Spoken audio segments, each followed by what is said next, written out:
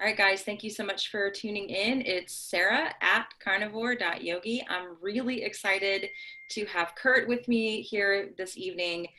We actually got the pleasure of meeting in person December, about 6 months ago, which is hard to believe, at White Oak Cella, which was super cool. Mhm. Great conversations there. Since then, Kurt actually has released a book. We were just chatting before this started. He's done some awesome research of his own on hormones and testosterone. So I want to talk about that. So we're going to talk about all that stuff. But Kurt, welcome. Go ahead and introduce yourself to everybody. And thanks for coming. Thanks for having me. Yeah, my background is kind of interesting. I was an engineer in college, and then went and worked for Microsoft for 4 years, and then I went to Zillow, and I became a sales traveling guy and a manager, and then I started my own company about 6 years ago. And when I was starting my company, I didn't know how to start a company. I didn't know how to do any of that, and I was eating these crazy contraptions of superfood smoothies and all the Rhonda Patrick stuff and all the Dave Asprey bulletproof coffees. And I just got really sick, and I just happened to share the same gym as Carnivore MD, and me and Paul Sal, became really good buddies. And he saw the Joe Rogan, Jordan Peterson interview, and then just kind of was like, I think the carnivore diet might be something, and then I guess as the rest of the say is kind of history. I tried it about 18 months ago, and I've been on it ever since, and saw you at White Oak Cella. And yeah, I wrote a book on the topic just to kind of solidify my own research on like what I was questioning in terms of like how healthy it was and like what it did to my body and all these scary facts around what it does as far as cholesterol and inflammation. And am I getting all the vitamins I need? And is it sustainable? And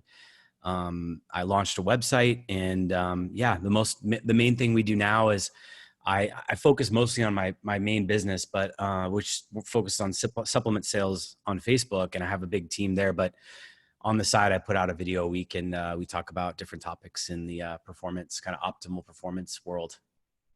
Yeah, I love it. And, I'm going to link your channel, your book, all of that stuff below the video. So anybody watching, go subscribe to Kurt's channel, because the thing I really appreciate about it is you're very thorough with, I can tell that you have that engineering background, because you're able to talk really thoroughly about your experience, but in a scientific way, but also in a way that makes sense to anybody watching.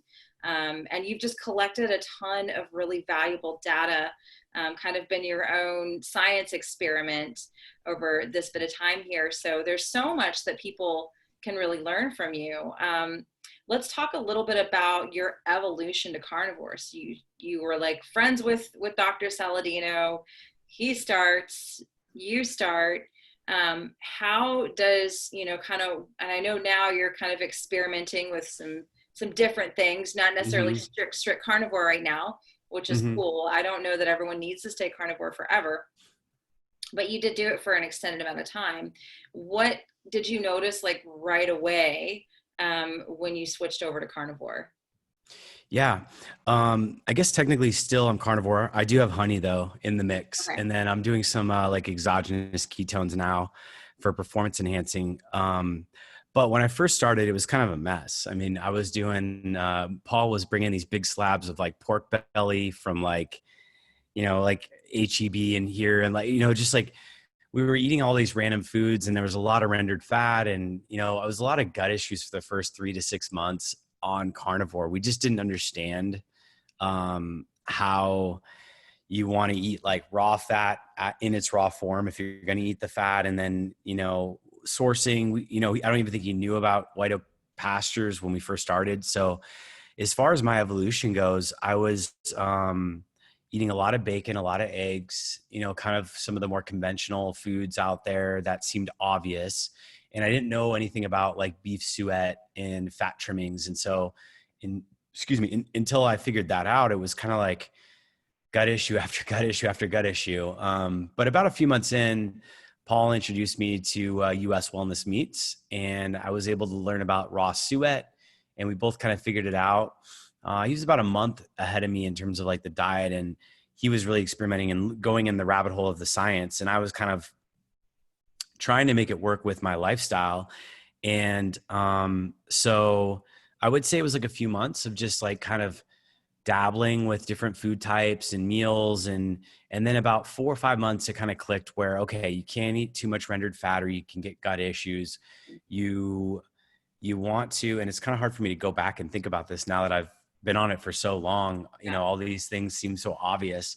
um but and it just varied about the kind of the quality of the food and like what I was eating. I was experimenting with a lot of chicken and turkey and pork, and now I'm mostly just beef, grass-fed beef, a lot from White Oak. Yeah. I do most of my stuff from White Oak, and then Austin here has quite a bit of really high quality grass-fed farms at the farmers market. So I've kind of evolved to just mostly beef, a little bit of pork here and there.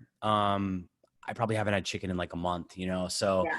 and I just noticed that my body feels better when I eat these darker, more fatty cuts of meat. And lots of organs were thrown into the mix. When I first started, we were like, oh, liver's cool. And I was like, this is disgusting. And then, and then as we sort of evolved, I think maybe 6 months in, I started to really get on the liver game.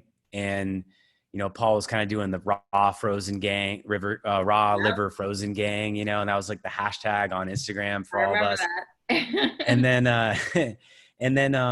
and then he found out, and we kind of found kidneys, and kidneys were a little bit lower in vitamin A and pretty balanced in all the other B vitamins. And they had diamine oxidase for histamines. And so my evolution probably kind of settled in. I mean, we're always, as we're always evolving, but I would say for my carnivore diet evolution, I feel like I really started to dial it in about 7 or 8 months ago. And now in the last month and a half, I've really been starting to play with carbs, like targeted carb introduction, and less strict macro tracking, but more kind of targeted timing Nice. of the macros I am eating. So being pretty mindful to eat heavier fat in the morning Mm. and probably less overall fat, more protein. Um, Personally, I'm looking to just get a little bit more weight and gain some muscle mass. So I'm about 157 pounds, 5'8". And for me, I've always been pretty good physique build, but like I want to get like another 4 or 5 pounds of muscle on me. And so in order to do that, I have to eat a lot, and I have to Yeah. really focus on adding a lot of protein. And so I've been following some of, I don't know if you've seen, I was talking to the sisters, strong sisters, and they have a good buddy, Dr. Jordan Joy. I don't know Oh if yeah. yeah, Mhm. okay. So I was reading his stuff and I was talking to him about carb timing and just pre-workouts and exogenous ketones. And so lately that's been that's been my kick. But yeah, that's kind of been the evolution of it.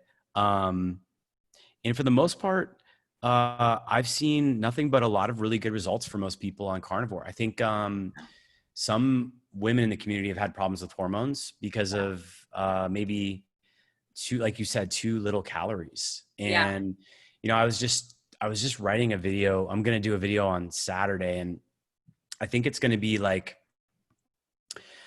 it's kind of like a twist. So I just did a video last Saturday about carbs, and I was like, are carbs the next superfood, carnivore superfood? Yep. And it's like, so, I've been adding honey into the mix, and I think it's helping a lot with my workouts and my gym performance. For And sure. I'm also playing with them at night, adding, 10, 15 grams, maybe like a half to a full tablespoon of carbs, like as sort of like a dessert before I go to bed, an hour before I go to sleep, and just tracking my sleep and tracking my overall performance. As you mentioned earlier, I have done my blood work 3 times. So Yeah. I've looked at my like entire panel, and fortunately, because I'm good friends with Paul and I've got a couple doctors in the family, I can just email them, and I have health insurance through my company. So they cover most of the testing, and I can go and get my blood work done. And I've looked at my testosterone levels 3 times. When I started carnivore, I was at, I think, like 650, which is pretty decent Yeah. for a 35-year-old male. Um, and then when I actually was 34, and then when I was 35, I tested again, and I was doing OMAD, and I was doing one meal a day. And I got so lean, Sarah. I got like down to like probably 6% body fat. I Oh, mean, it wow. was like, you could see like almost see my liver, you know, it's like, you could see everything down there. Right. But Yeah. I was weighing a 10 pounds lighter than I am today. And I mean, Wow. I'm not like, I don't carry a lot of weight on me right now. And like, Yeah. you know, before I was like, just so, I was so lean, and Yeah. it was good for performance and convenience. I will say that, but I noticed that my sex drive and my energy overall and my strength was lower. I was a 10 pounds lighter dude. I didn't have as much muscle on me. And so, um, And then your I, testosterone levels were low when you yeah, tested. when that happened, I tested my testosterone and I was at 315. Mm. And that's pretty much at the bottom of where you ever want to be. And you really don't even want to be there, you know, at a, so Paul and I were doing labs, and he's like, your testosterone's super low, you know, I don't know why. And I was like, I think I know why. And so I started experimenting, and I added in more fat. I added in way more calories. I went from like 1,800, 1,900 calories a day up to like 2,500 calories a day. And I did that by adding in a breakfast. I just Yeah. completely got rid of OMAD. Yeah. And the thinking behind that was that, like, you know, nature probably downregulates our reproductive and anabolic growth type processes in our bodies when we have less food coming into Oh us. yeah. And so I probably was like activating some longevity stuff, and like, you know, going for like all for like just the the the stuff that just lowers your metabolism and your energy levels, but I wasn't getting it. And so I did that for like, what did I do that? I think I did 6 weeks. No, I did it 3 weeks. So I upped my game by like adding a new meal, upping my calories. I focused on getting better sleep. And at the time I was dating like a Latin gal, and she was waking me up in the middle of the night and like going out all the time. And I just wasn't getting like consistent, like thorough sleep. And so Yeah. I focused on my sleep game. I focused on eating way more calories, and I bumped my testosterone. And the next test I did, same time of day, pretty much the same day, same sort of like routine. I'd wake up at like 8 a.m. and wait till 11 a.m. to test. So, cause I know it fluctuates a lot throughout the day. Yeah. And if you And like work out beforehand, doesn't that make it go up a little bit if it you, can, yeah. So yeah. I didn't work out. I never work out. Usually I don't do blood work after I work out for at least 2 days. So I give myself like 2 full days of like, okay, just walks and like low intensity activity, because your HSCRP inflammation markers can go up. Yes. A lot of your hormones can get tweaked a little bit, and I want to try to see what the true kind of resting levels are. Yeah. So I tested that again, and my testosterone went to like 900, which is Whoa. And like amazing. It was like tripled from what it was. yeah. And and then I did a test again about 6 months later. Let's see, I think I was in June when I tested at the 900, and then I tested again in October. So what was that? 5 months, 4 or 5 months later, and it was at seven, like in the 700s. So it was still really strong. And for me, anything above 600, I'm totally fine with. I don't need to be at 1,000 or like, you know, like this crazy bodybuilder level, but I want to see it I want to see it above 700 most days. Like I would like to see it up in that level. Yeah. And you know, I think with women, like we were saying kind of before we went on camera, we have an alarm. It's like if we don't get our cycle, we know that the sex hormones are not functioning properly. And I just talked about it in a live video that I did about a week ago, a live stream of, Mm. you know, talking about gaining a little bit of weight due to stress and all of that. But kind of, you know, with the weight gain, I actually got my sex drive back, which had been gone for a really long time. And my testosterone has been non existent for a really long time. Mm. But I've been doing a really high fat carnivore, doing a lot of the raw Iberico pork fat from White Oak. That's Nice. like my jam, like because I haven't been able to get suet anywhere, and I don't really like suet from White Oak, so I just get the Iberico pork belly, cut off the meat part for my family, and then I just save the fat for myself. And Nice. I quit doing all fasting. You know, I had done a lot of fasting before, and I think that what fasting does for a lot of people is it down regulates the sex hormones. And Mm-hmm. you know, maybe you lose some weight, maybe, you know, again, you get real lean, but if it's kind of like taking a shortcut, I think, it's like you're cutting off your body's ability to reproduce. And it is a longevity thing. I mean, you don't, as a woman, you don't want to lose that ability to ovulate and have a cycle. And I see a lot of women struggling with that. And like with men, it's kind of more of a silent thing. So what happens, did you feel when your testosterone was lower in that 300 range? I know you said you noticed your sex drive wasn't as high. You had a little more low energy. What other symptoms were you kind of dealing with at that time?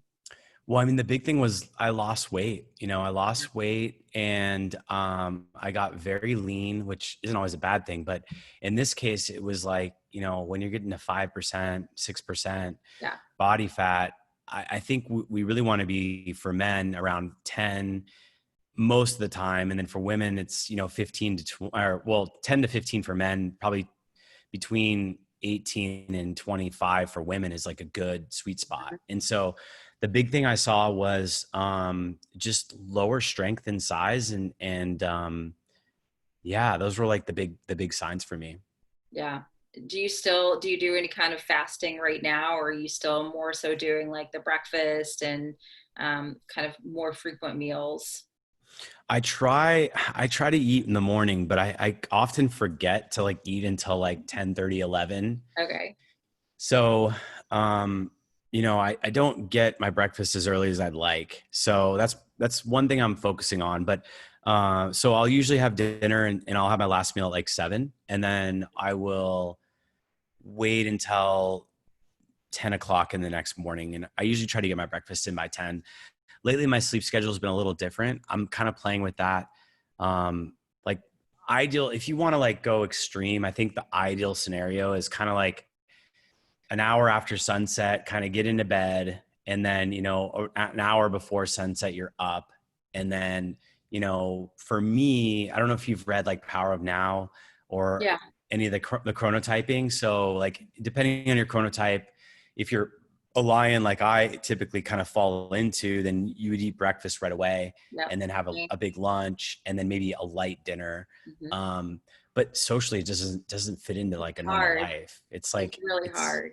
and it's not worth it. I mean, I've tried that, and like you get so rigid. And I mean, Yeah. if you have health problems, I think it's worth it. Yeah. But, for me, I'm pretty healthy. And so, my social health was suffering is what I'm saying. And so Yeah. that doesn't mean I go out and like, I want to go super late into the night, but yeah, I'm typically eating, on a window from like 10 a.m. until about 6 p.m., 6:30 p.m. most Yeah. days. That's good. I mean, Mm-hmm. there's really something to be said about the healing power and like that psychological power of like having your tribe and having your people and that socialization. I mean, that's definitely, I think a lot of us are experiencing it with this kind of current situation going on, the social isolation and the stress that that can put on the body in general. So I think there's definitely a lot of validity to that. And if it's like just not working and if it's causing you more stress, then it's just kind of counterproductive, you know? I feel like when you get really strict on carnivore, and I don't mind, I mean, I've been pretty strict with carnivore since I started, but I find if you get really strict on like eating windows and especially like sleep, I feel like sleep is like, if you try to like control that too much, then you give yourself insomnia, or Oh yeah. you give yourself anxiety, and it's like your life quality goes down. And Yeah. you have to sort of like, you got to be able to be willing to go out and meet up with people and, socialize and find that balance. So Definitely. Yeah. yeah. Yeah, I love that. I would love to hear about your process with writing your book, like how that kind of came about, how it evolved. And I know that was a lot of hard work. And obviously, you're passionate about this way of eating. If you went out as so far as to write a book on it. So tell me a little bit about that. Yeah. So I mean, so when I started my company Crush for Ties, I was, I was trying to build this company, and I just didn't really know what I was doing. And so anyone who wants to start a business, I think the best thing to do is find a mentor who's Mhm. doing the business and like join them and work on their business and learn that business before you go off on your own. I kind of just left corporate and was like, I'm done with corporate. I'm going to do something myself. And so I kind of like had to sink or swim and figure it out on my own. And I did. But in that process, I kind of gave myself anxiety and stress and just didn't really handle it well. And so I got to a place where I was just like feeling like crap, and the business was running fortunately and surviving. And so I had the luxury of being able to take some time and just focus on creating this whole Carnivore Kurt identity. And so the way the book kind of came into existence was I went to a conference last fall. Brendon Bouchard from High Performance Habits, he hosts a conference every year called Influencer. And so I went last October. It's like, it's just a big panel of speakers over a couple of days who are like high level speakers, people like, you know, Tony Robbins or Lewis Howes, or just a bunch of, you know, influencers come in and they talk about some specific topic, whether it's growing a podcast, launching a YouTube channel, mastering, writing a book, a couple more authors. And one of the authors that stood out to me, Natalie Hodson, I don't know if you know who she is. The name's familiar. She has a couple books out about like ab separation and like when you have a pregnancy, how you have this diastasis recti, and like, so she wrote a book called abs floor pelvic core, I think is what it's called. And she sold like a couple 100,000 copies of this book. And so she was one of the speakers at Brendan's thing. And I was like, hey, I think carnivore diet's popping. I want to get into it. I want to learn how to like grow a brand. Like it's helped me so much. And so I hired her as a coach, and she kind of coached me on how to write the book. And it was just like block out 2-3 hours a day, write every day. It was a lot of texting Saladino and Nathan Owens. I don't know if you've heard of him, Nathan Equals One. And just like, cause you're combing through studies, right? And you're trying to like get better on like going through PubMed and looking at, you know, articles on Healthline and Wikipedia. And so it was a lot of research, and I kind of formulated an outline at first. And then from the outline, I was thinking about all the things that caused me anxiety about carnivore diet. So for me, it was like, you know, cholesterol. Does that really kill you? You know, high cholesterol. It's a big one for people. People are so scared of that one. Yeah. Protein consumption and kidney damage. Like that was another one. I was like, what's the deal with that? I was worried about vitamin C, and if I was going to get like vitamin A and all my vitamins and my minerals from my animal foods. So I just kind of formulated this book, and it was pretty detailed, and just wrote out chapters, and a lot of them actually naturally kind of became some of our YouTube videos. So I sort of outlined the chapter, and then I'd write the content, and then some of it would be enough of a piece where I could actually make a YouTube video out of it and just put it on the channel. And other pieces were just more technical, and they just weren't the right format for making a video out of it. But it took a few months. It was like a 4-month project, and it was pretty much every day just writing. It was like 140 pages. Saladino wrote the foreword. And the first quarter of it is kind of my story. I just try to be as like transparent with people as possible about, hey, this helped me with my gut issues, with my skin, with my anxiety. And then I went into like all these different topics about like what was going on with that. And in the end, we found a designer through Natalie Hodson. She had experience making several books and selling them. So we found a designer, and we used her designer. They put the book together. We had a graphic designer, and we did like a photo shoot for the cover. And and then recording the audio was really fun. So, you know, I recorded the audio, and there's so many grammar mistakes that you run into when you read the book out loud. It's crazy. You think I had three people go through it. Like my mom went through it, Natalie went through it, you know, my team went through it. And then like, I just found so many more errors, but I ended up recording the audiobook twice because there's a bunch of construction in my building that was going on when the first recording was being done, and it got picked up in the background. I had to go back in and record it at night. So I recorded the audio, and the book is done, and we've sold a fair amount of copies. Like it's not going to be a New York Times bestseller. But yeah, we've had good feedback. It's been fun. It's an interesting project. What's like the biggest thing that you learned while writing the book that maybe you didn't know beforehand, either about the carnivore diet or about yourself, or what's like your biggest kind of like, whoa, I didn't know that going into this book, or both, all of the above. I know it's Yeah, a big yeah, question. yeah. I thought the protein stuff was interesting. There's been a lot of talk in the space about high protein diets being really damaging or having this sort of high risk of longevity reduction and damaging of kidneys. And I mean, the overall takeaway I got from this was just that I think we've kind of thrown the baby out with the bathwater with a lot of the data. Yeah, And we've looked at all these sort of markers in unhealthy people and demonized and vilified like cholesterol and animal foods. And it was like when you kind of looked into the data, to me, and it's hard for me to say whether or not I'm super biased, but like to me it was like very clear after researching over and over and hearing the arguments over and over about why these animal foods were actually pretty good. And it was like, well, actually they're not really what's causing it. And so I think the biggest thing was learning the biochemistry. yeah, And for me, that's the biggest, I don't know.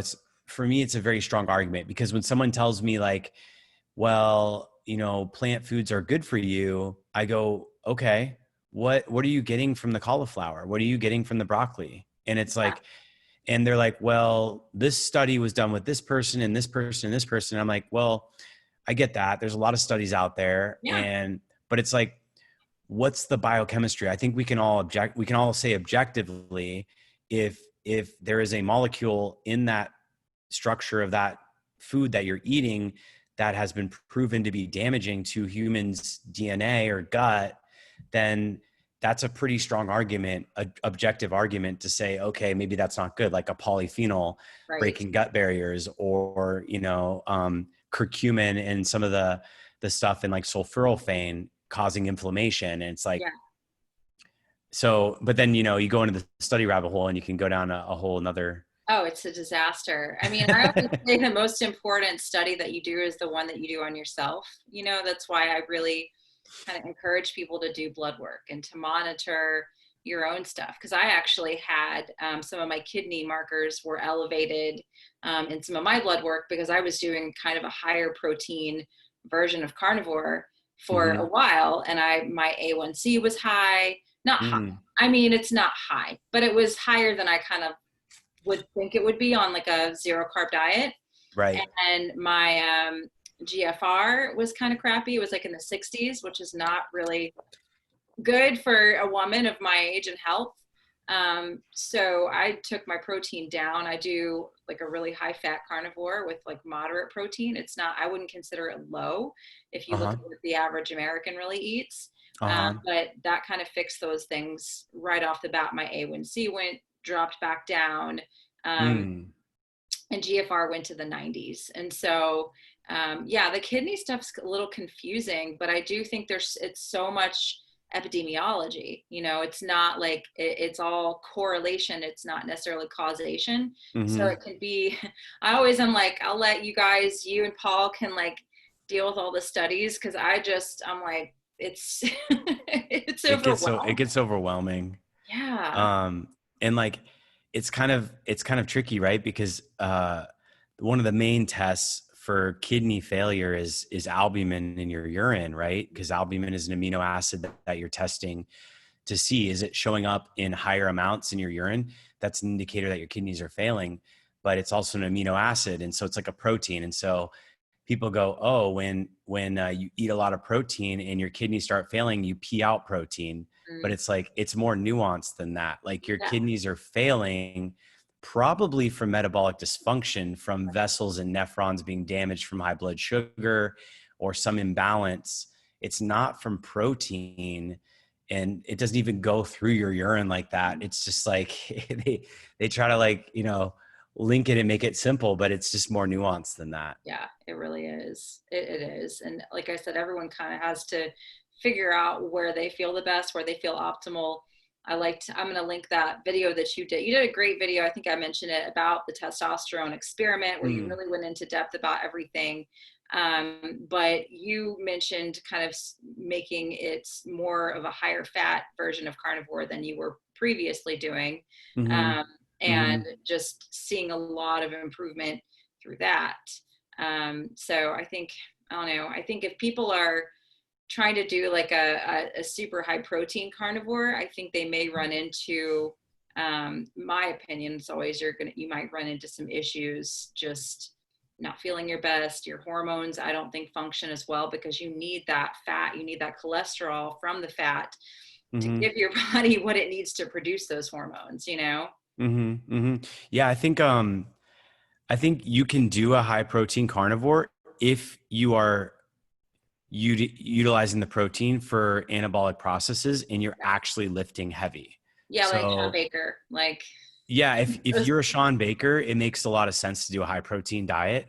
But yeah, if you're a yogi and yeah, you're not activating like a lot of hypertrophy in your muscle to like build massive muscle mass, yeah, then you're overloading your system with protein that you're just not utilizing, and it's way more efficient and probably less strenuous on your body to just go with the higher fat slide that you said. I will mention too that my hemoglobin A1C was elevated on it elevated on carnivore, and I mm-hmm. was talking with Saladino as well as Dr. Gabriel Lyons about how the uh, the hemoglobin in blood may live longer on a carnivore diet. I've And heard that. Yeah, so it's very possible that H1C is not necessarily like a good marker for metabolic dysfunction because red blood cells can live longer on this type of eating than other types of eating.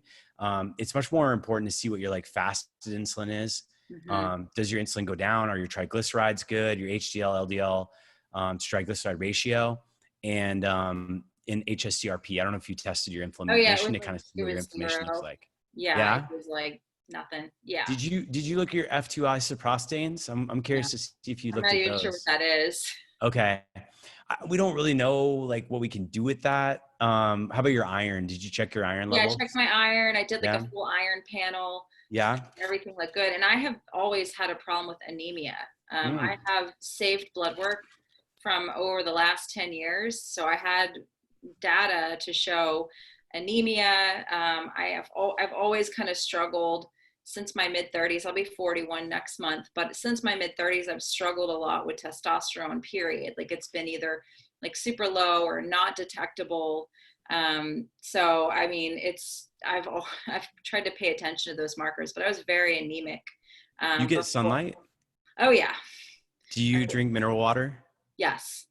Do you take boron? No, I just saw your video where you're talking about boron and testosterone, and I'm like, Yeah, I think boron will help with your sex drive. okay, Um, do you your sleep is good, right? Pretty good? it's pretty good. I mean, I have an autistic child, Mm-hmm. so I just did a whole live stream about histamines because we've just recently put her on keto in the last 2 months, Mm-hmm. which has been life changing. I mean, Oh completely life wow. changing. Yeah, she's like completely different. It's amazing how her behavior has totally evened out. But we were still having sleep problems, so we dove into the histamine rabbit hole and have been had her on kidney and thymus, and I mean, just really regimented with the organs, and she's been sleeping great through the No night. kidding. Yeah, Interesting. it's So amazing. so histamines were triggering her insomnia or waking her up somehow, huh? She was because of the alertness of overactive histamines. Yep. Wow. And now that That's we've got that's those interesting. going, yeah, so my sleep is getting better. Now that she's sleeping, I'm able to sleep. But it's like, I have a lot of chronic stress in my life. So I know that Uh-huh. my adrenals are very sensitive. Mm. And I do weight train. Like I have been weight training, but it's more like time under tension. Like I used to do like, heavy squats, and I used to squat like 200 pounds. I loved doing like super, super heavy lifting, but Mm-hmm. that ended up kind of wrecking my adrenals. So Yeah, I just have to be super careful with all that stuff. that makes sense. Yeah. Sorry, I was getting a call. I'm That's good. okay. That's okay. Yeah, but you're saying boron you think is a good supplement?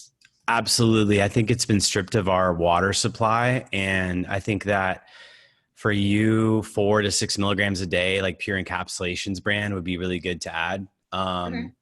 Maybe some eggshells if you're not doing calcium as well. I don't know if you do dairy. I don't do dairy that much. No, I don't So dairy. Mm-mm. yeah, so I would maybe even consider adding some calcium from eggshells or some like uh, lead-free bone like meal. You can get it on Amazon. I eat Oh, bone sometimes, which is really weird.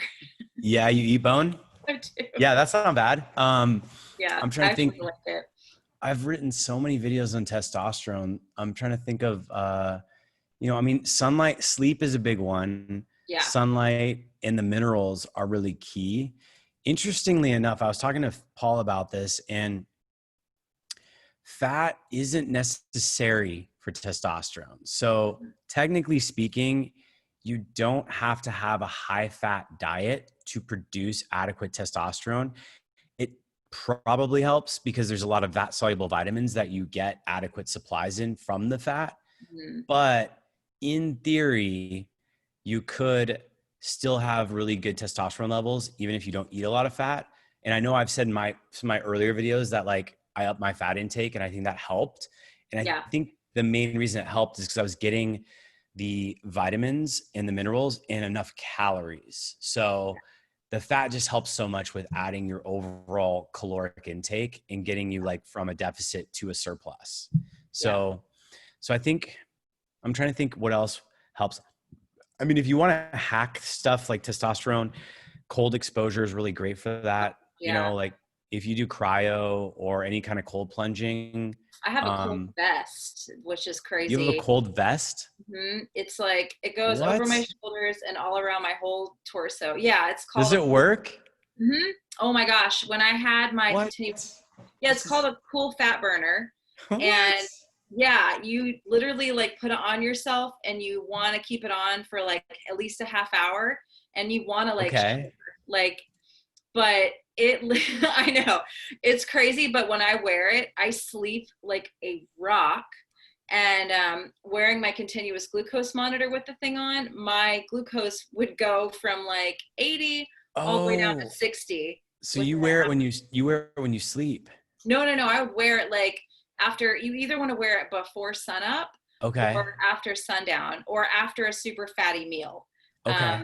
Because Okay. yeah, it's fun. I mean, I keep it in my freezer. I haven't worn it in a minute here, but it actually I had a bigger impact on my blood glucose with the cool fat burner than I did when I did cryo because I love cryo. I mean, it's 3 minutes in and out. There's a place around the corner from here I love, but I get Yeah. more results from my cool fat burner than I do with cryo, and it's cheaper because for the Okay. vest it was like Yeah. $120 for the vest. But yeah, Wow. So you wear the vest for like 20 minutes or how long yeah, do you wear it 20 for? minutes, 30 minutes. I worked Okay. myself up to an hour. And Um, it cools your whole core temperature. your whole core, yeah. There's like a thing that goes around your stomach that you strap on, and then Okay. a vest that goes over your shoulders. And I mean, I will just do housework or whatever, fold laundry. He's the guy who owns it. His name's Eric. He's like, if you can, just sit on your couch, turn your AC to like 60, just let yourself get really cold, and then you're cold like for hours afterwards, which is the Oh, benefit of it. wow. Yeah, so yeah. If I mean, That's pretty cool. Does it take a big chunk of your freezer up? yeah, that's why I haven't been using it lately because Okay. I have so much stuff in my freezer right now for this Uh-huh. fear of a meat shortage, Yeah. which now I'm kind of not as afraid of because I live in a red state. So you're not going I'm to take looking meat and at guns away from Georgians. It's just not going to happen.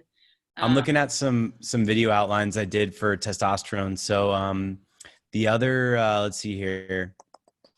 So vitamin D is a big one. So sunshine. sunlight, yeah, Um, dietary zinc, magnesium, calcium, and boron.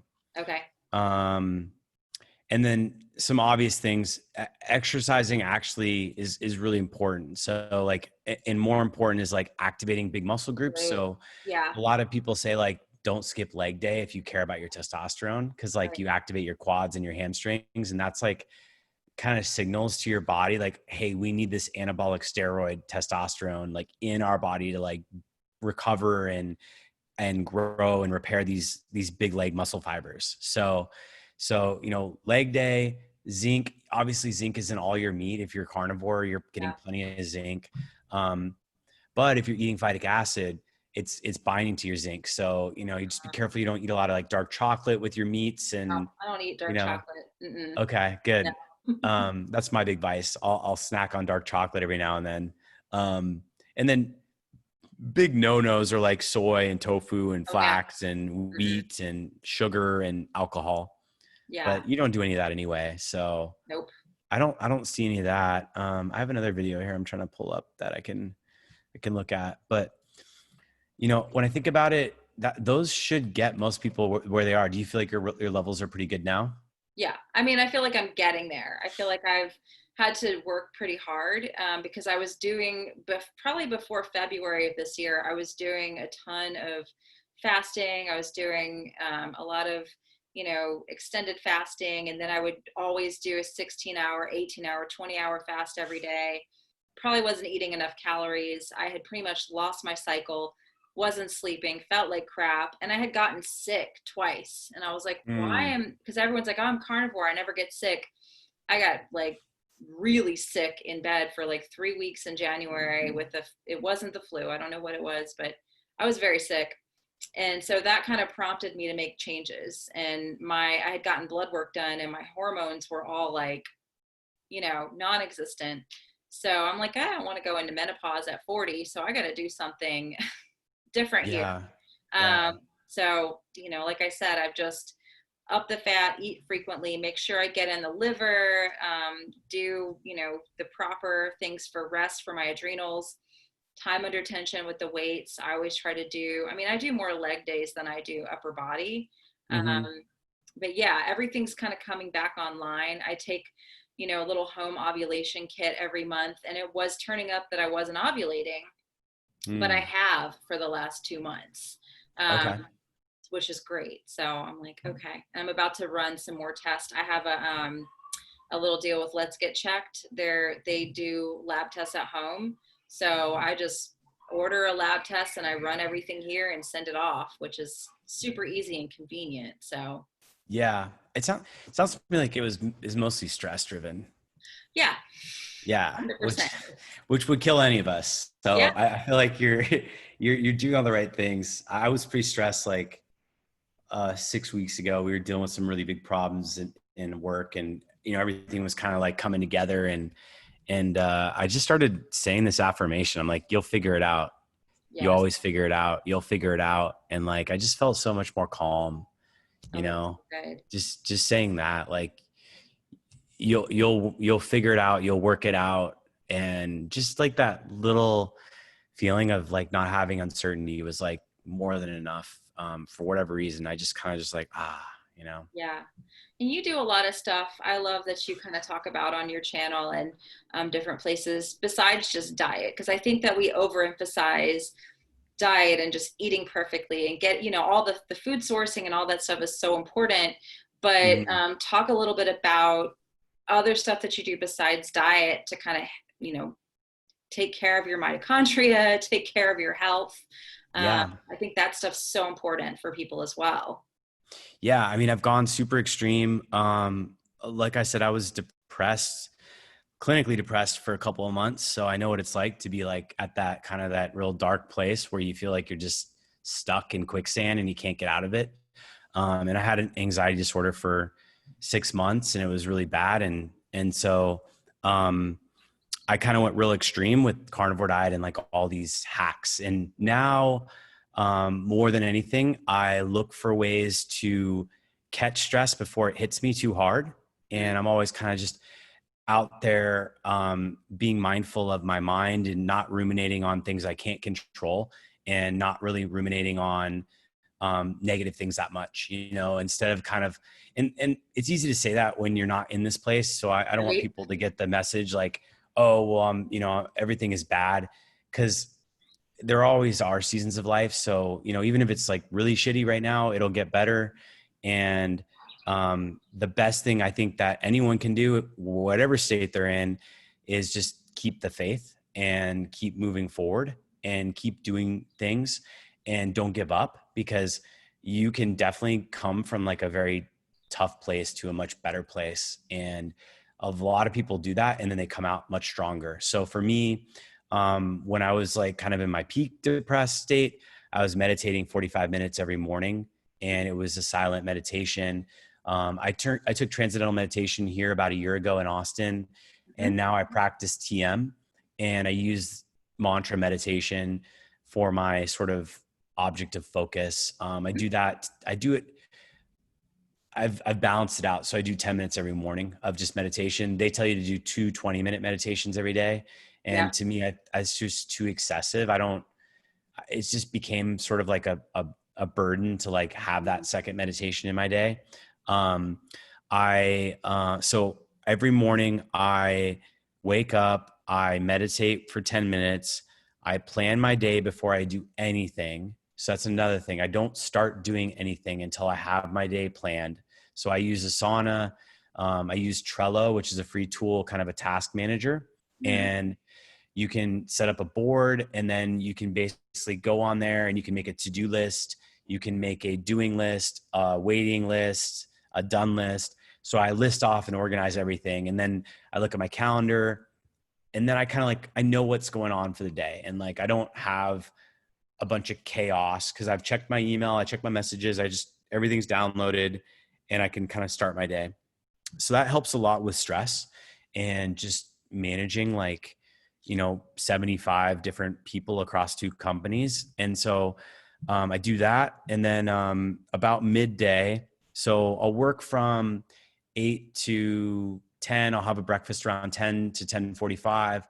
From 11 to like 12:31, I'll work again. And then I usually go out in the sun and I take a phone call, or I jump on a couple of meetings, because we usually have all of our team meetings midday. And I'll get sunshine and just be outside. And I might go walk around the lake here in Austin while I'm on my like my headphones. And then that kind of just breaks up the day a bit, and I'm able to still, usually I can just make notes on my phone if something on the call needs to happen. And most of the time I'm just listening and like sort of thinking about stuff more strategically. So I don't need to be right at my computer, like thinking and looking up things and Yeah. all of that. So sometimes I take them inside, but a lot of times, 8 times out of 10 times, I'm outside when I do my calls to try to get outside and get some sun in the middle of the day. Um, I try to work out now around 3 or 4 in the afternoon. And then that sort of like sets me up for dinner around 5 or 6. And then I'll have dinner at 5 or 6. And then at night, I was doing cryo. There's a cold plunge facility here in Austin that I was going to. It's only like 2-3 blocks from here. And it's awesome. But I found that like I was getting amazing physical results, but I was doing it so much. It was like, it was kind of taking a big chunk out of my week Mhm. to go do this. And so I just realigned my values and what I think. And so now I kind of focus more on my social life and kind of hanging out with friends and business contacts. And I'll do like, I always shower at night before I go to bed. I actually kind of got that from Saladino. That's kind of like his ritual. And I never was a morning person in terms of showers. I just like to go to bed clean and Yeah. refreshed. And the shower kind of just helps me kind of reset. Yeah. So um, You do cold shower? I don't do a cold shower that often because I'm in Texas. It's like, it's not even a cold shower, you know? Um, I, I don't even, they don't count. It's like 70 degrees, at full Yeah. cold. It doesn't count. So, Yeah. um, but, I do journal. I have a journal and I write in this thing, every day. Let's see, just a big like black notebook. And Nice. I do I do like 3 or 4 affirmations. I do sleep affirmations right now. So depending on where I am in my life, um, but right now I'm writing like I sleep deeply and soundly all throughout the night, awakening bright and refreshed. And I write that 3 times in the journal. And then I write one more affirmation for sleep, which is I fall asleep quickly, easily, peacefully, and happily. Because I found when I had insomnia, I'd lay down and then I'd like start getting anxious and start Mm, going in my head thinking about, am I going to fall asleep? And weird enough, like, I think this is really true. Like our brains need that sort of like affirmation to like yeah. know it's good. And like when we're falling asleep, we're going into other parts of our brain. So I just want that sort of messaging to be in there for me to sleep. And it helps me a lot to sleep well. So I I go always in and out see of your Aura phases. ring on Instagram. Your in your stories. It looks like you get some pretty nice. Yeah, I got an Aura Wing right here. I Yeah, don't always wear it, but yeah, I have one. yeah. Yeah. Mine's on a break right now. Oh yeah, you're like I don't even want to see it. Yeah, I'm ready to put it back on now that we've got my daughter's sleep back on track. But for a while there, I was like, it's beyond my control at They, this moment. they So gotta be nice to people. Like I feel like no one ever gets in the 90s. Like it's not even fair on that, you know? It's it was like really not. like at least give us like some hope, you know? Like Yeah, if I go out on a weekend, like it's like 70s or 60s, and I'm like, oh, like that's yeah. not good, you know? Oh But yeah. but I do affirmations usually 30 minutes before bed, and then I write 3 goals. Um and lately I've been reading in the morning. I've always thought reading is important, and I think most people agree it's really important. But I was putting it off to the end of the day, but then I found that I was like really tired at the end of the day, Yeah, and I was like, I'm not going to read. I just don't want to read this. Like, it's just easier for me to turn my phone on and watch a YouTube video or unplug on a podcast. And so um, now I'm reading. I just started reading like 20, 30 minutes. So I do 20 minutes of reading and then 5, 10 minutes of journaling, note taking about what I read. So like there's some retention there. And I'm doing that every morning with the meditation. Um, Other things I do for health, I lift pretty heavy. I think that's really important for men in particular. Um, so I emphasize lifting probably 3 times a week. Usually I lift twice for upper body and then once for lower every week. And I'm kind of playing around with the days that I do that based on recovery and when I want to go out and have fun at night and kind of sacrifice sleep, but not do it on a day when I need to physically sleep to recover from lifting. So, but I do think it really helps. I think it helps a lot with hormones. I think it helps a lot with longevity, with metabolic health. So I'm kind of pushing for that in my messaging on the Carnivore channel.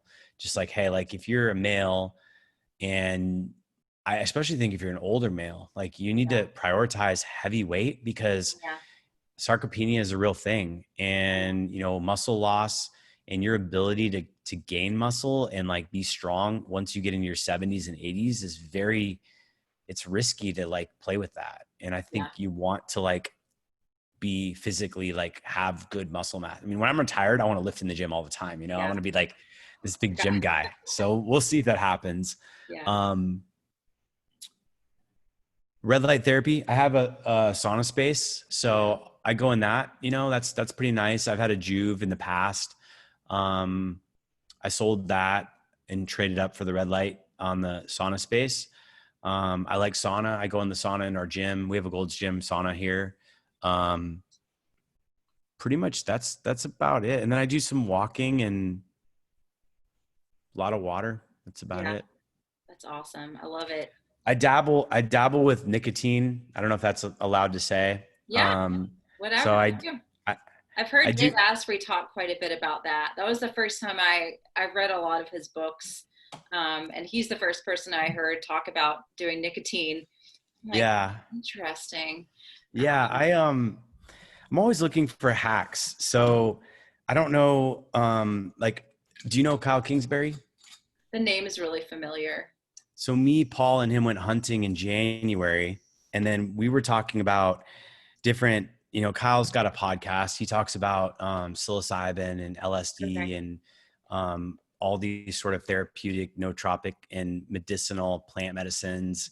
And I've been getting way more into them. Like I did some psilocybin with Kyle and some other friends in the last month and a half, just microdose and then full dose. And those have been really eye-opening experiences. I think anyone with trauma or anxiety could greatly benefit from a controlled, well set setting and taking a heavy dose of mushrooms. That sounds kind of intense, and I would talk with a professional before you do it.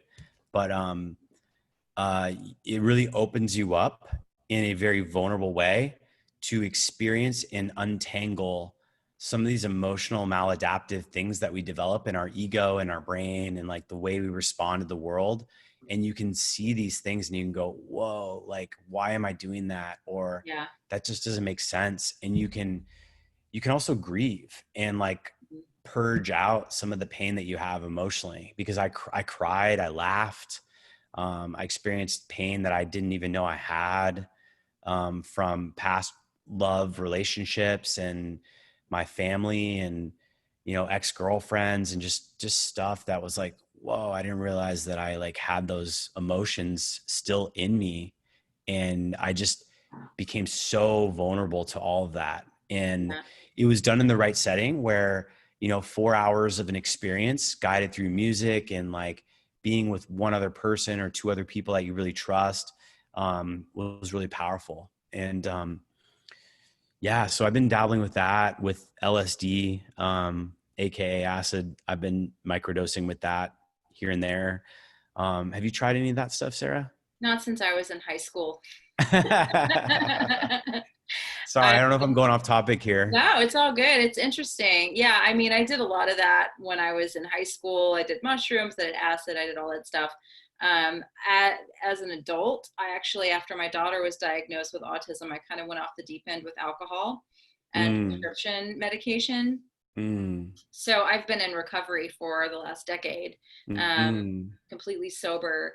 So I know a lot of people are like, oh, you can do that stuff and it's like not going to compromise your sobriety. But I actually had cardiac arrest. I overdosed on pain pills and alcohol and anti-anxiety medication when I was like 29. Oh, Um, wow. totally like died basically, had to be brought back by the paramedics.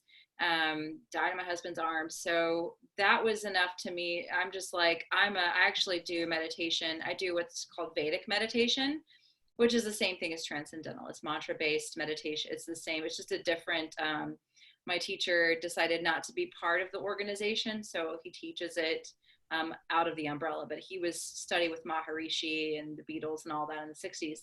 Nice. But I'm just big into like meditation. I went to Bali for a week and did like 8 hours a day of advanced Vedic meditation. Like, so I'm always like kind of curious because I had a really fun time when I was in high school and was younger, like doing mushrooms and doing all. I mean, I had a blast, but where I'm at with my like sobriety journey, I'm like, I just don't even want to mess with that stuff because anything that alters my mind that's not like organic, I'm not there. I may change my mind one day, but yeah, Yeah. No, I totally get it. I was, you, everyone is on their own journey. yeah, I have and one of my COO in my company, he's been sober for 6 years, 7 years. nice. And I've shared my experiences with him, and he's actually at a point in his life where he may try like a heroes type dose, therapeutic type setting, Yeah, psychedelic. But I would also, like you said, I'm also very kind of like, I would feel really bad if it like set him on a path where he started, abusing something again or, yeah, went down that path. So it has to be, we only have one life. So yeah. if he wants to do it, like I would be happy to show him that experience, but I wouldn't push it on him. Everybody kind of does it on their own accord. Yeah, I'm like, people are like, oh, doing the, psychedelics is like doing like 300 hours of meditation. And I'm like, well, I'm just going to have to do the 300 hours, which I'm Hey. fine with. Like, that's one of my goals is to go off to India and do initiator training, which is basically like 108 days in the Himalayas Oh, of wow. meditation. That's my goal to eventually do that. But yeah, so I'm on the That's slow, steady wild. path to enlightenment. There you go. Okay. Okay. Yeah. Yeah. I think you'll get there. Yeah, cool. Awesome. Awesome. Well, this has been so much fun. I feel like I could talk to you like forever, like so many topics and but where can people find you if they want to either work with you or read your book? What's a good place? Best place to go is our new website, Okay. opti-align.com. And on there, we have all of our products. We have our website. We have our newsletter. And then Carnivore Kurt is my YouTube channel. We put a new video out every week on that. And so you can check that out. Um, and then I guess on Instagram at Yeah. Carnivore Kurt, so they can find me there. Awesome. Well, I'll make sure I link everything below that video, but thank you so much for coming on and sharing and talking. Such an interesting conversation. I think it'll also help a lot of people as well. Definitely, definitely. I'm probably going to see you at White Oak Cello when they do Yes. it. Whenever they decide to do it again, I'll be there for sure teaching And the you'll meet my mom. She's coming too. Oh, So cool. That'll be awesome. yeah, it'll be a lot of fun. All right, Very cool. cool. Well, I'm looking forward to it. Fantastic. Thanks for having me on. Thank you.